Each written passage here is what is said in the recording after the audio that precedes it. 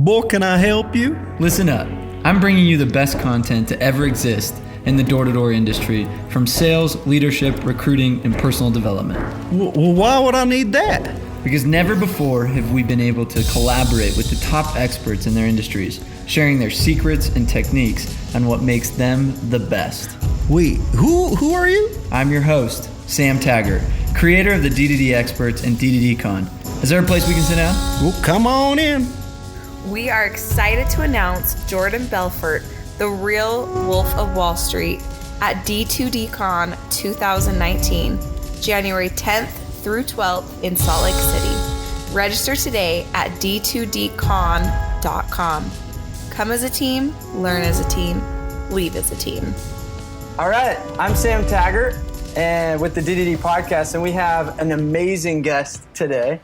Edwin Arroyave. How do you say it? Hablo español y ni sé cómo. If you want to roll the R's, Yeah. it's Arroyave. Arroyave. They're perfect. Argentina. Arroyave. Arroyave. There we go. Okay. My wife says Arroyave. She's just straight Blanco. Straight Blanco. Just straight Gringa. Straight Gringa. Okay, so basically we are here live from Hollywood Hills. So if you're listening to this, you're just definitely missing out to the background that we're like abundantly sitting in front of. That's LA. What's this right here? Hollywood. So that's Century City. Right behind that is the ocean. And then you got Long Beach over there. So you could see, what's that? The what?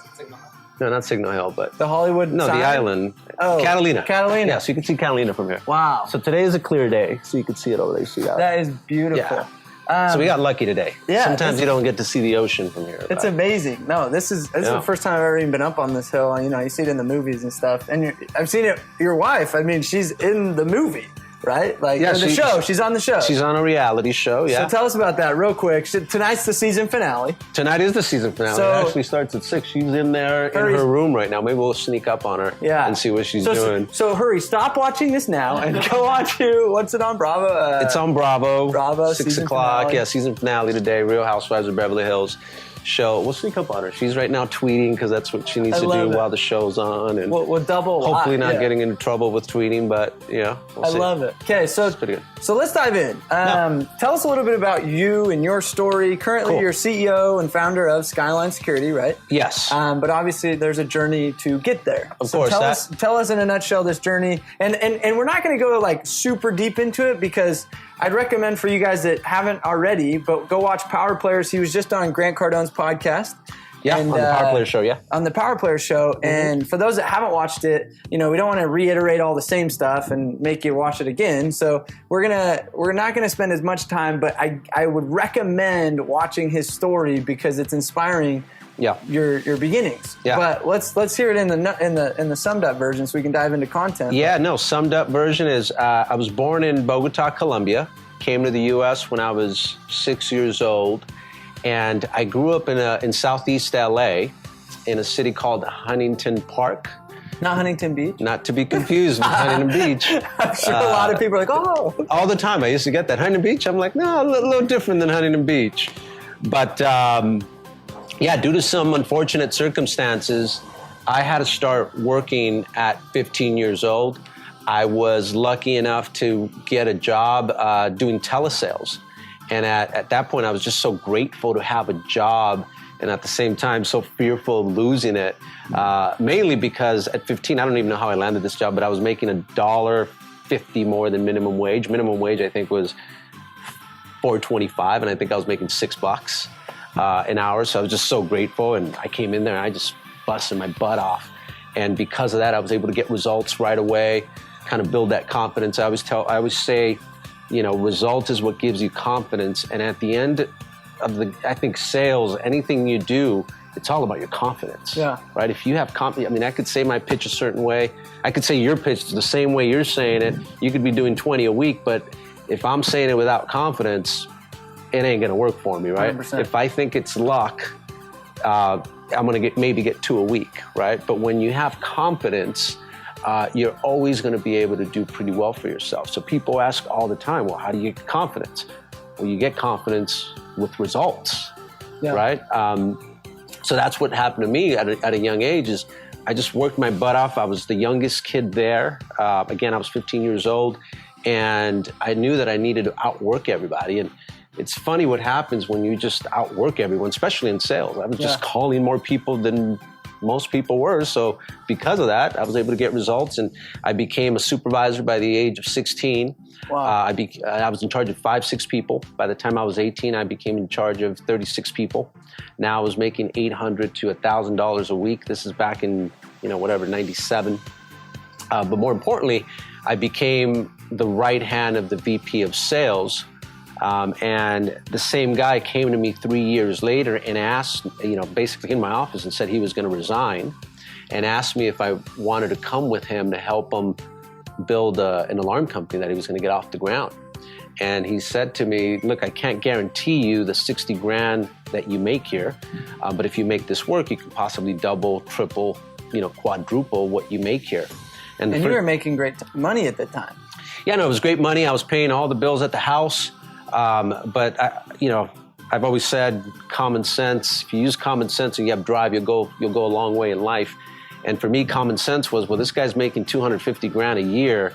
He's leaving, and if he's willing to teach me how to start a company from the ground up, then that's my shortcut to college. Yeah. And I knew that I had the work ethic, so I just needed somebody to teach me. Yeah. And the third thing, I was a big dreamer. I knew I had big goals, and I knew that, making 60, 70 grand a year just wasn't gonna help me give my family the lifestyle that I wanted for them. That was probably, I knew my goals were bigger than any excuse I could have made. And even though everybody was telling me not to do it, I was, this is exactly what I thought, So I lived in Huntington Park. From Huntington Park, I went to Southgate, which is a little better of a city, I guess. I don't know nowadays, but back then it was a little bit better. But it was still only 2 miles away from Watts. And my thought was, if I fail and I don't make it, so I end up in Watts. The difference between Southgate and Watts is 2 miles. It's not really gonna, ruin my life, basically. But if I make it, then I end up where I've always wanted to end up. I get to buy my mom her dream house and all these things. And for me, it was worth the risk. So then I jumped, I had to get out of my comfort zone, leave a job that was paying me 60 grand a year, to then do door-to-door sales. And that thing was scary. I can tell you, I'm not a guy that can just strike up a conversation with people, especially back then. I was very timid. But I knew that was my only way out. At 21, if you want to make that type of money, and I wanted to make 100 grand at 21. I didn't want to make it 5 years later. I wanted to make it at 21. I wanted to make 100 grand. And unless you're in the entertainment industry, the only thing that could make you 100 grand a year is sales. So I knew that I needed to do that. And of course, I started going door to door. And of course, I sucked. Yeah, I was going to say, good, bad, ugly? Bad. Okay. I went 10 days without getting a sale. And I think a lot of that was because I came in a little arrogant. I'd done so well at my previous job, selling long distance over the phone, that when I started knocking, I thought I could just wing it. Well, when you wing something, especially for me, I've always said ignorance gives you fear. So when I was walking up to the doors, people could see how scared I was because I didn't know my stuff. I literally did not know what was going to come out of my mouth. I was just winging it. And because they saw fear, they ate me alive. I mean, they just slammed the door on me. What's interesting, we're primal. You know what I mean? It's like we sense, just like a dog would sense you're scared, people can sense that. Yeah, exactly. And I always give the analogy of in sports, right? If somebody looks like they can't dribble the ball, you're going to come and you're going to steal that ball away from them, right? Same thing with football. If it looks like that quarterback's scared, you're going to blitz the hell out of them. Yeah. And it's the same thing happened in sales. So I got my butt handed to me for those 10 days. And the reason I stayed doing it was because my brother-in-law at the time was doing 2 sales a day. And I just thought, if he's doing it, there's no way I can't do it. I mean, I was just as good as him at the phone company. And then I realized that I just never took the time to learn my material. Once I realized that I went home that weekend and I basically drilled my pitch the entire day, 8 hours. I think I did that on Saturday. Sunday, I drilled all my rebuttals. I call them objection handlings. Yeah. And because of that, I knew them. Like, it didn't matter where you interrupted me. I knew it like the palm of my hand, right? It was, so on Monday, I came back with so much confidence because I knew what I was going to talk about. Like, when the objection was coming, I was already answering it. Boom. Yeah. And I think knowledge gives you confidence. 100%. So it was just a different guy at the door. And then I was able to get 5 deals in one day. And then I couldn't sleep that night because I just thought, man, imagine if I can do this every day.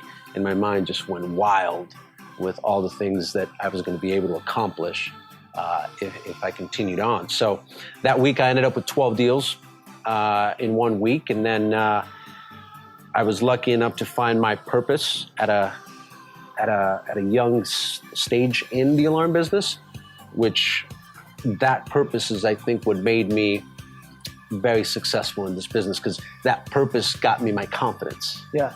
Right. So those that are watching or listening, this is kind of where I wanted it to segue to is let's talk on that. Like, so when somebody doesn't have this purpose, and we're going to dive into what your purpose was here in a second, but let's kind of rewind for a second. Yeah. Is a lot of people are going out there right now with no purpose. Like, think about it. My buddy told me to come sell. He said I could make a ton of money. Yeah. And then I'm out here and this sucks.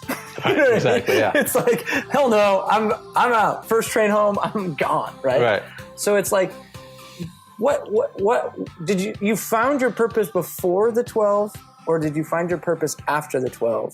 And then let's talk on that subject and kind of what that purpose was and what that resulted in. Yeah, I accidentally ran into my purpose. Okay. Just because at that age you don't know any better. Yeah. But to answer your first question, what happens if you don't have a purpose, a why? Then the easy thing, then what happens is your purpose become your bills, because that's the only thing that you know. Well, unfortunately, if your bills are renting a room at somebody's house, paying $400 a month, then you're only going to work hard enough to do that, right? So what happens is, if this business gives you the opportunity to make $1,000 to, 10,000, whatever a week, and that day, that 99, I got 12 deals. I was getting paid $300 a deal, so I made about $3,600 that week.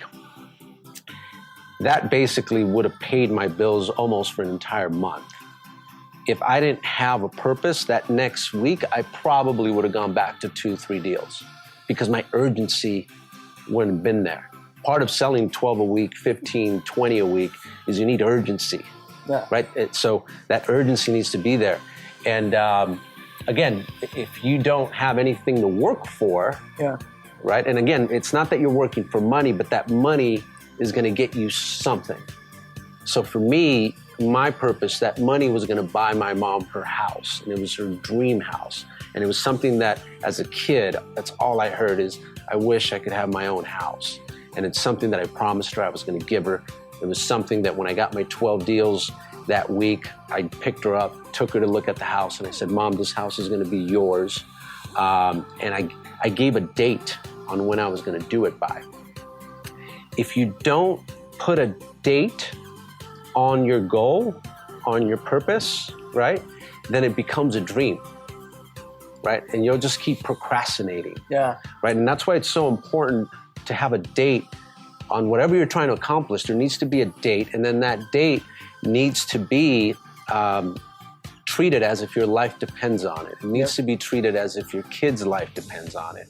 So the way it works is, you come up with your why, your purpose, then you start taking action right away. And that's probably the other hardest part, is that first step of taking action, because it seems so impossible. Let's go into that home show. In your head, right? You sold 12, as you made $3,600, and then you go straight to a home show. Yeah, I went straight to an open house. An open house or whatever, yeah. It was that first step, and Of course, the mind tells you. 21-year-old kid. Yeah, my own friends were like, dude, what are you doing? Don't go look, like, you're crazy. Like, you don't even know if you're going to be making this type of money for the rest of your life. Yeah.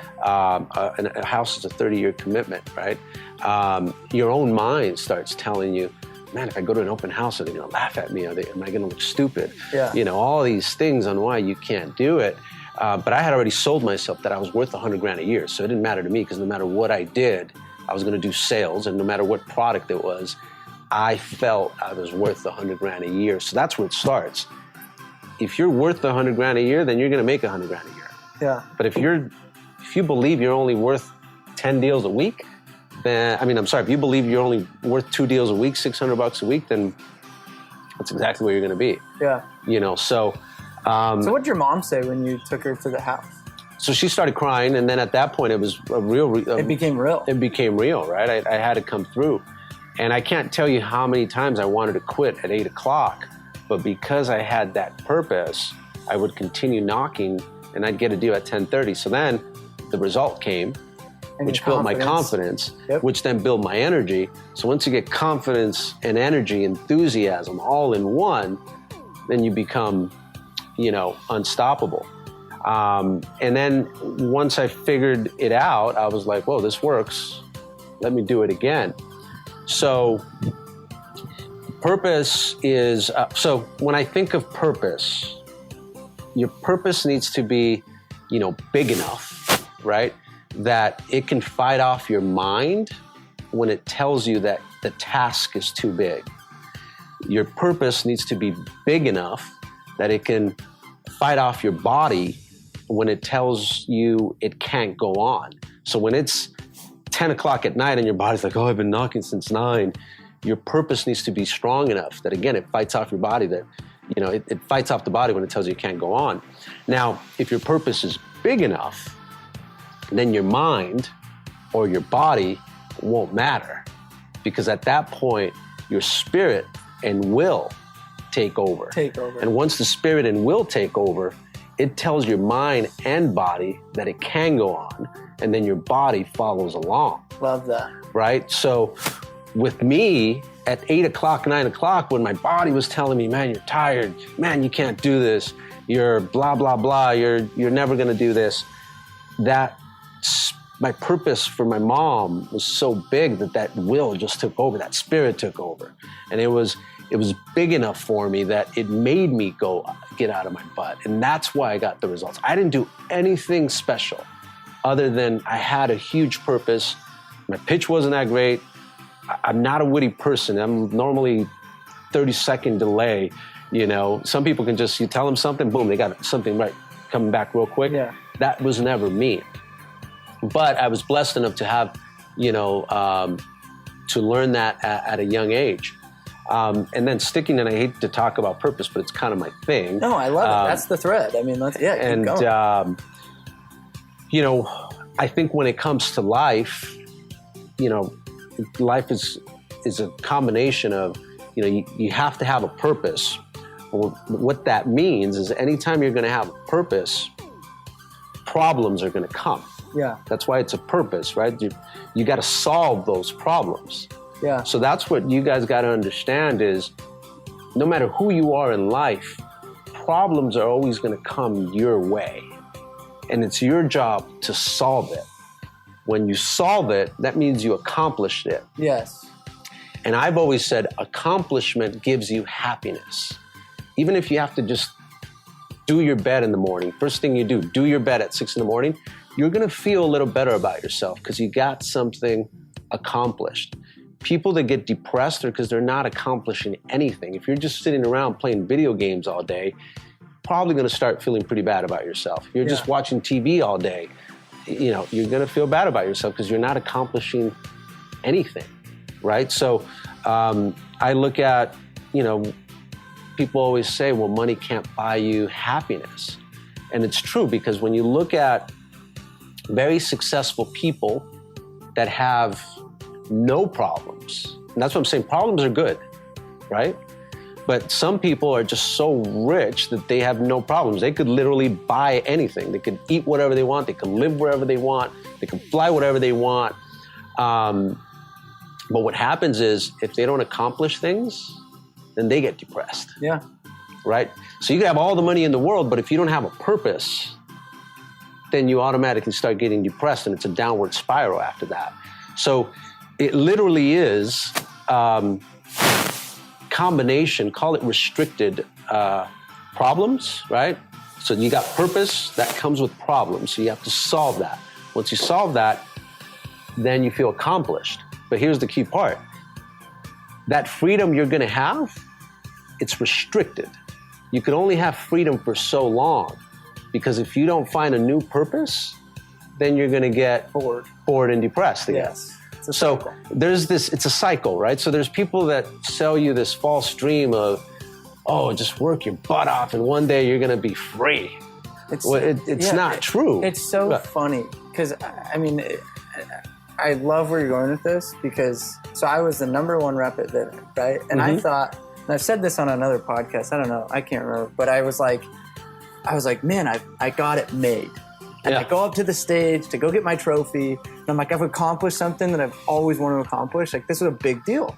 And a couple people clap, and then it's like, all right, get on stage, Sam. And then I'm like, oh, I know. You know, I'm just kind of like, this is tough. That was not what I was expecting. And I think a lot of people, and it's like, had I just been done, right? I'm like, oh, like I accomplished and I'm done.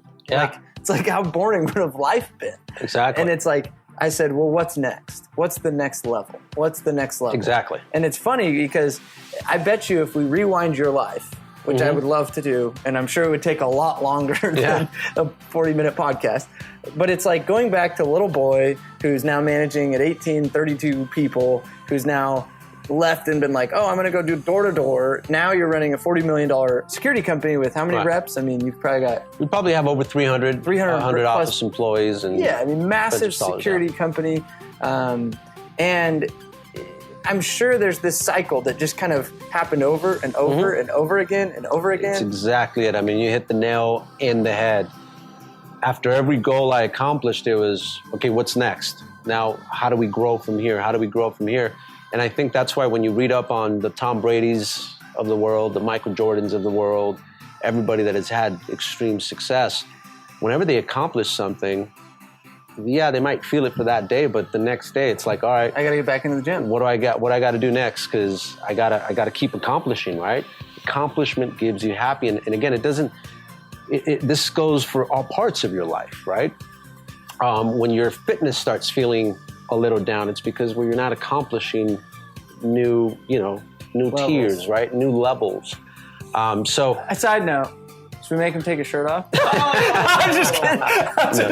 It's cold, man. I know. It's cold. I mean, I have seen, I don't know where I saw it. Maybe I was Facebook stalking you or something. Yeah. I was like, dang, no wonder he's got a hot wife. Oh, like, man. Jeez. It wasn't this, like, man, it was the abs that got him. I was like, dang. Sorry, keep going. But you know what it is? I'm sure, you have to be competitive to be successful in life. I think with my fitness, I'm 41 years old, and my competitive side is like, all right, all you guys that thought at 20-year-old, all you guys that when we were at 30, you thought you had it going. All right, well, let's see who can outlast who. Who can be at 40s. Who can be at the 40s, because that's when it's the hardest time to do it, right? Yeah. And I think of, in business the same way, right? That's why I'm a big Tom Brady fan, because that guy has just outlasted people, right? And he's on top of his game even at 40. Kobe Bryant, same thing. Yeah. And again, there are little things that just, for competitive guys, you look for an edge, right? You want to find, what's that little thing that could make you competitive? I mean, that can make you raise the bar. And I think that segues us into the last kind of piece that we wanted to jam on, which is, what do you do in that time of adversity? How do you face problems? How do you face failure, right? So, like, here's the biggest thing, right? Like, oh, I'm seeking accomplishment. But it's like, at the end of the day, you don't get your goals when you thought you were going to get them, how you thought you were going to get them, pivot here, slapped here, fall off the horse here, right? I mean, it's not as pretty as we'd all want to graph this and map this out to be, I'm assuming, right? So when you're dealing with the struggles and the pains and the... Although I can tell you, if you manage by statistics, right, and you're keeping track of, I don't have it with me, but I used to, you should know how much money you're making every week. If you're trying to make $100,000, $200,000 a year, and it's April 17th, and your payday's coming up, by that day, you should already know how much money you've made so far. Because we're writing the paychecks. Right? By the first quarter, exactly. By the first quarter, you should already know, if you're trying to make 200 grand, well, you should have 50 grand made already. Yeah. And if you haven't, you should know about it, so then you can catch up in the second quarter. But most guys, if you ask them, how much money have you made all year? They have no clue. And if you have no clue, well, then how are you going to make it? So again, stats, for me, when I was on the doors, I used to literally take stats on how many doors it took me to knock, how many presentations it took, and that would equal a deal. And numbers don't lie. Just the same way if you're a free throw shooter, right? If you're a free throw shooter and you're 90%, well, you're going to hit 90%. Well, so when you keep stats, then you can't, you don't get discouraged because like for instance, at 7 o'clock, if I knew I only had 2 presentations all day, well, even if I was the best sales rep in the company with 2 presentations, I probably wasn't going to get a deal. At least in our company, and back then when I did it, 4 presentations, I got a deal. And that was kind of the best guys I always kind of saw do that. So if it was 7 o'clock and I only had 2 presentations, I knew that, oh shit, I just got to work harder and I got to talk to more people. And if you take stats, then you're not leaving it up to destiny. You can make it happen because you know what it will take to hit it. Yeah.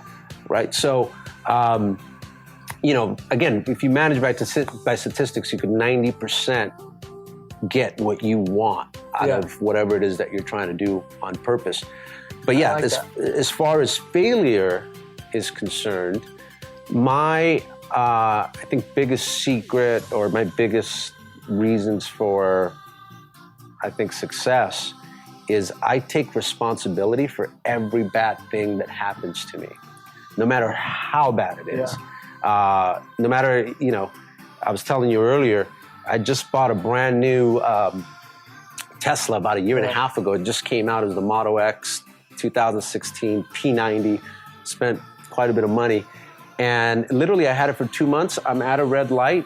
These 2 cars lose control and just slam into me and pretty much total the car, right? And I had to go like 5 months without the car. And I could have easily been pissed off at those guys, but I took responsibility for it. And it was easy for me to take responsibility because earlier that day, I was just hanging around the house, lagging the day off.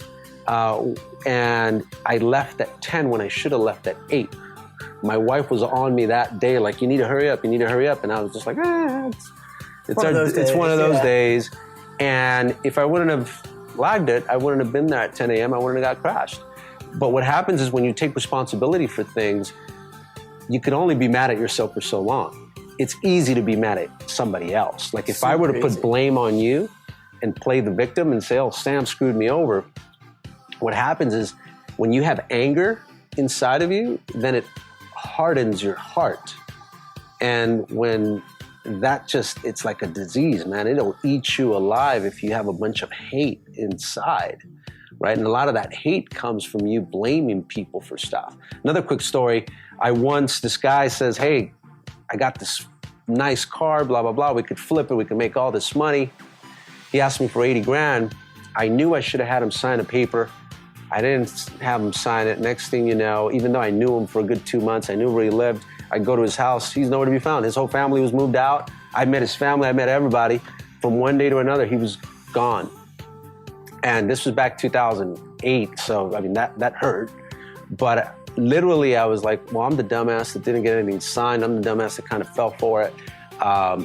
It's my fault. So literally the next day, I was knocking doors and I was happy, because again, you can't be mad at yourself when you take responsibility for things. Yeah. And then that anger won't eat you up. Because I'm telling you, the anger is what eats people up. It makes people, it makes people sad. It eats them alive. And I think it's so common. It really is so common to see people in this industry play the victim. Mm-hmm. I mean, it's like, oh, this neighborhood. Oh, this manager didn't train me. Oh, this guy canceled. And then they hold this canceled deal for 2 weeks and they're like, that tech messed it up. The freaking technician or whatever, right? And it's like, great, just move on. I think people just need to take things for what it is and Yeah. just not hold on. I would 100%. You got to know that I call it when stuff like that happens, because I don't care who you work for, tech's going to screw up your deal, Yeah. right? It's going to happen once in a while. And what I tell people is you can't live check to check, right? If you want to survive, you have to have abundance, right? That's the only way you survive. If you're living check to check, crap's going to happen to you. So a perfect analogy for that is someone that's building a bridge that's going to hold 10,000 people has to probably build it to hold 50,000 people. The reason he has to do that is because he's got to factor in the weather, he's got to factor in, materials maybe deteriorating over time, blah, blah, blah. He's got to build it for 50,000. It's the same thing in life. Like, you can't live check to check because life's going to hit you in the face, and you better have some reserves. And that's why that fear of being broke always keeps me going. I got to have enough in reserves because you never know what's going to come at you. And trust me, over the years being in this business, I've had a lot of things happen to me. And luckily, because I've never lived check to check, I've been able to weather any storm that comes my way. So again, survival is about abundance. Anybody, if you guys are living check to check, you shouldn't be taking 1 month vacations. You shouldn't be taking 6 months off, right? You should be working your butt off to have enough abundance so that when crap happens to you, you just realize that it's, all right, it's supposed to happen. Next, let's move on. The people that They hold on to it is because they're living check to check, but at the end of the day, if they take responsibility, well, why'd you take 2 months off of work, man? Oh, I I had this rep. I'm not going to say names, but literally, oh my gosh, I could go on. And he sent me hate mail. He sent me message after message. He sent me, dude, you should have paid me XYZ on that deal. And after I left and blah, blah, blah. I'm just like, oh my gosh, this was a year ago, dude. We paid you what you earned. Obviously, you're still struggling check to check right now. Yeah. Obviously, you have no money in the bank account because you're still holding on to this from a year later. I'm like, let me just guess. You have no money right now. That's why you're hitting me up for this. Yeah. Where you know how many times I've been screwed? Like, literally, I created the sales blacklist because I was so frustrated at how dishonest some of these people are and take their money. And I was like, I'm going to take responsibility. One, I'm going to get more educated about who I'm hiring. I'm going to get more conscious of it. I'm not going to sit there and hold on to this guy. I mean, I literally hung out with the dude today that probably owes me money, or I owe it, I mean, today. But I was just like, whatever, it's on. I'm not going to sit there and bitch and moan about it. It was probably my fault. I'll take ownership and move on. I just think it's so funny to watch the grudges, the anger, the hate in this industry and how pathetic it is. And I watch people deteriorate themselves out of this industry, out of amazing companies, out of amazing opportunities, out of amazing relationships, because they just don't take responsibility. Yeah. And I always look at it like karma will take care of them. God will take care of them someday. The law of reciprocation. Exactly. I'm just like, there's no point of me wanting revenge. There's no point of me wanting to go after somebody. It's like, that guy will get his coming when it's his time. It's huge. That's just, and again, it relieves that anger that. Hashtag abundance. Yeah. Hashtag abundance. Yeah. Okay, so we got to kind of wrap it up. So I was just warming up. I know. I was gonna say, like this if you want us to go on for another hour. But we're going to film a couple videos off camera, so for D2D University on recruiting, and comment on here what other videos you want to see for the university. And also go get your D2D-Con ticket. He is speaking at D2D-Con, which will be awesome. We've got some phenomenal. Looking forward to it. We got some phenomenal speakers in the lineup. We're already networking. I don't want to pre-say D2D-Con 2019 until it's official, but. We did just land Brian Tracy. Commit. I know. I'm like... Commit and figure it out later. I know. I have a couple good people in the pipeline. We'll see what the connections will get us. But anyway, so we've got the last question I always ask people on the podcast, which is fun, is if you had to give the door-to-door industry as a whole, you can pick kind of leadership or you can pick more reps, one piece of advice. If you said, okay, after my 20 years of running my own company and getting my face kicked in, knocking on 1,000 millions of doors, whatever it is, running through thousands of reps, bad, good, ugly, one piece of advice, what would it be? So there's two parts of it, right? If One obviously, piece. No, I'm just kidding. You can give it 2 parts. well, obviously you got to think big, right? Like I said earlier, if you want to be just as big as Sam, if you want to be the number 1 rep at Skyline, right? Well, you better believe that you're going to do it, right? Yeah. But then you have to sell yourself on why that's going to happen. So you need to know your pitch that well. So if you're lucky enough to have a mentor that's willing to teach you, and I assume there's a lot of guys out there that are doing 20 to 30 a week that are open to teaching a guy. You got to realize if he's doing 20 a week, 30 a week, you want to stand like him. You want to say every word he is saying on the door verbatim. That means word for word. The tone, the tone, the hand gesture, this whole thing, the pen clicks, this whole thing of, everybody's got their own personality, everybody's got their own style is a bunch of BS. Oh my God. Right? Because just think about this logically. So true. I think true. about this logically, right? Copy paste. It's all about confidence. So if Sam, what's your best week? 29. Wow. My best week was 12. That one first week? First week. Just his growth trajectory was like this. No, I was actually 8 to 12 every year, like year round. Like I never went below 8 to 12 for And I've 50 seen, weeks in a row. That's so cool. But anyway, if I want to do 29 deals, right? Want to learn it word for word, verbatim. That's what that means, word for word. And that's why I think people have a problem duplicating is because they've fallen for this whole, everybody's got their own personality, their own way of doing it. Well, again, if you think about it logically, confidence-wise, and if I'm trying to sell myself on I'm the next Sam, I'm the best rep at Vivint, whoever you're working for, right? And I know your pitch word for word. I'm standing like you. I'm saying everything like you are doing it. My confidence when I go through the door is already going to skyrocket. Yeah. Because I'm basically doing everything you're doing, and there's no way that I'm not going to hit because I'm doing everything you're doing.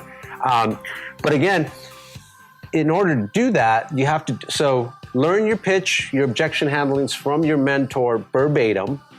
Once you have that, you internalize it, and then once you have it down, where you're basically, I call it, you're unconsciously just doing stuff. Like you get a rebuttal and you're anticipating before it even comes, and you're just like, bam.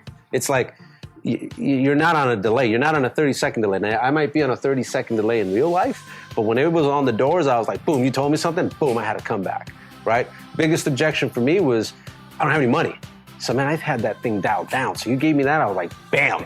And I knew it, and I said it with so much confidence. You must have sold in the hood. Sold in the hood. Yeah. I was a little bit of a hood knocker. I'm just kidding. Actually, I killed Watts. Back to my own backyard. Hashtag Watts. Nobody wanted to go to Watts. I was like in there at 9 o'clock at night at Watts. About to get shot. Yeah, pretty much. Love it. But anyway, so again, if you just do that, then you're going to be very successful. But that takes a lot of drilling over and over and over, and a lot of people are willing to do that. Like I think every day before you go to the field, get with your mentor, drill with him for 30 minutes. I'm not exaggerating, 30 minutes, back and forth. Tell me your pitch, all right, I'm gonna tell you this way. And for you mentors or managers, that's also good because what you'll find is guys start changing their pitch. And when they start changing their pitch is why there's all of a sudden their production you're going goes back up. to your natural way of thinking to do it, not the way we do it. Right. And then again, a lot of as a manager, you're building the guy's confidence because you're saying, hey, the reason you're not selling is because you changed your pitch. And this is why you changed it. So now if I'm the rep, I'm like, oh yeah, he just solved my problem. So now I go to the doors confident because I'm thinking, and who knows, that might have been all BS, but now I've sold myself on the fact that the reason I wasn't selling was because I had changed my pitch that sounded just like yours. So now, confidence, right? So, not to like put my plug in here, but I'm going to. So in DDDU, one of the new features in the platform is the ability for a manager, and I'm saying this, you don't have to use DDDU to do this, but there's a feature where guys go film their pitch, like have their phone, record it, whatever. They upload it. They contribute is the button on the app, and it basically uploads. They then have peer review comments and stuff like that, and it's able to say, dude, you totally deviated from what we've been practicing in the meeting. Yep. And it's like going back to being able to hold them to a high, like, this is what you need to be saying. It works. It's an A plus B equals C formula. It's that simple. And another plug on that, which I think is super important, is when you're doing that mentor 30-minute going back and forth, I think in role plays it's so funny to watch how easy the customer is, right? Yeah. Oh yeah, that was really good. It's like, no, I'm gonna be a freaking dick. Give me your pitch. I'm like, what do you want? No, not interested. Go away. Like, and I'm gonna be a dick to you because it's like, if you can sell me hardcore, like, well, yeah, then you probably go sell the real people that are hardcore. Like, you know, I think people go way too easy to role play. And when you role play, do it with a bunch of people because it's loud, and then you learn how to communicate. Because when you're at it, again, knocking in the hood, there's gonna be dogs barking, babies crying, and you still got to communicate with that person. So your tone needs to be a certain way. So that's the other thing that happens when you're drilling in a big group is everybody's saying their pitch, it's loud, but you're focusing on communicating with that person. And again, that's how you become better. You got to practice just like every superstar in sports, doesn't matter how great they are. You know, I read the other day, Michael Jordan used to start his practices with a chest pass. The most basic thing, right? And that's every practice, chest pass. That's awesome. Right? So. Okay, well, let's wrap up. You guys heard it live from Hollywood, basically. Hollywood Hills. Hollywood Hills. They're saying, look over there. You guys have heard it live. This is Edwin Arroyave. Like this, comment, share. Now, we're going to end the podcast, so we love you guys. Thank you. I'm Sam Taggart with the DD Podcast.